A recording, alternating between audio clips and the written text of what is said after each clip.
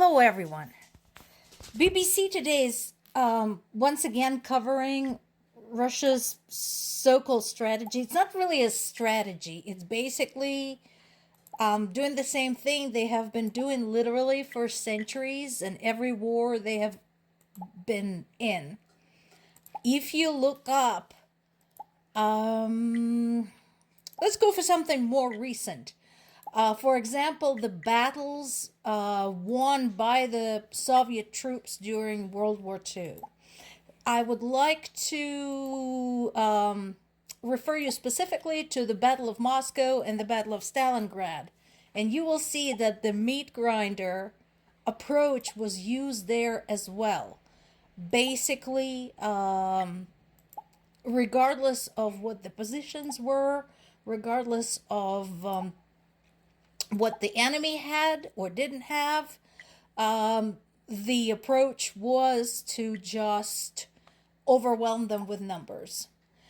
And since that approach had yielded result in the past, I think Russian military basically decided, why change it?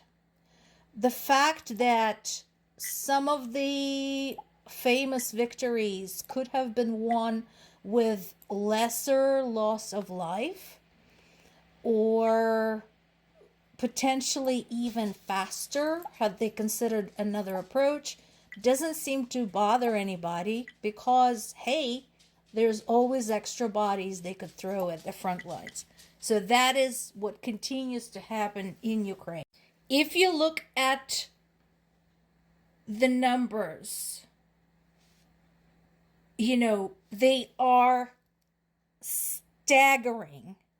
For example, right now, UK's defense ministry says that in November alone, so 1 month, Russia suffered over 45,000 casualties, which is more than any month since the full-scale invasion of Ukraine, almost 3 years ago.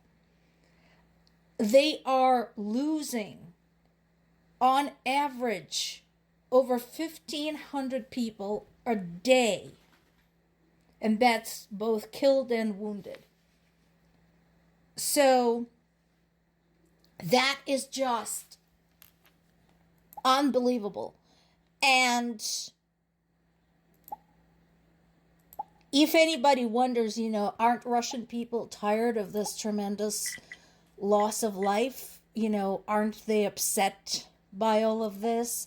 Apparently not upset enough, because the war still goes on, and while there's some very timid statements about maybe we should not be doing this, timid is where they stay.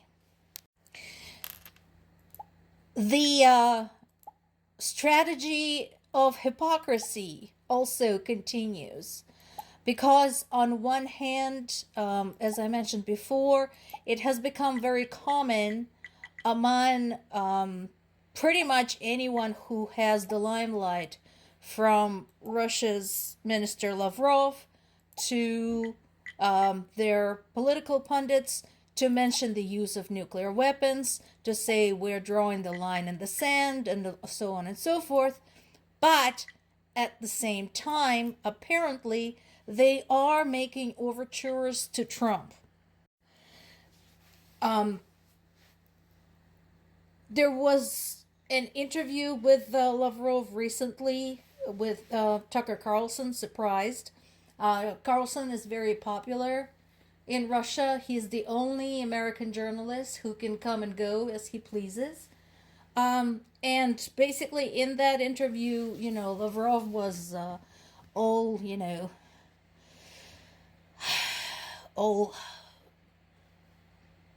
very warlike, talking about the red lines and not crossing them and so on and so forth. But at the same time, again, they are trying to get a feel for what Trump will do. And so far, they're pleased with the result, since basically Trump's plan is to concede to Russia's demands. It is nice that some people are speaking up against the likes of Lavrov and the rest of Putin's administration, some of his other psychopaths. But again, saying so is not enough. Um, Among some of the more outspoken advocates of Ukraine, there's some people who will openly call Russia's representatives at various international conventions, at the UN Assembly, etc., call them openly war criminals. And that's what they are. So, but that's not everybody. So, Poland continues to be one of the most faithful and outspoken of Ukraine's friends, despite their tumultuous past. Polish Foreign Minister Sikorski said in his speech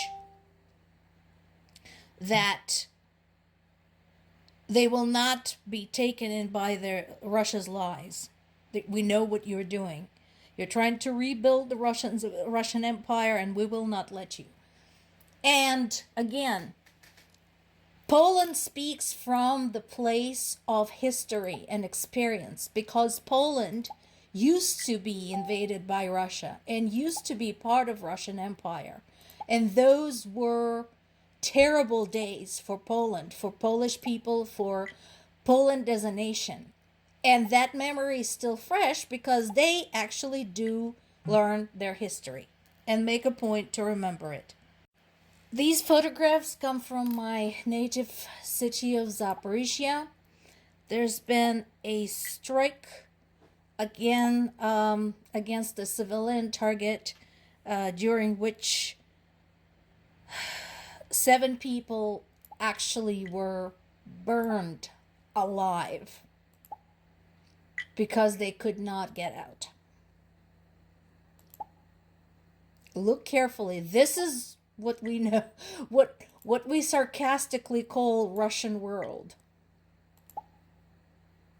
This is what they're doing. If anybody here thinks, even considers believing Russia's fairy tale about democracy, defending peace and fairness, explain to me why they're doing this to Ukrainian civilians.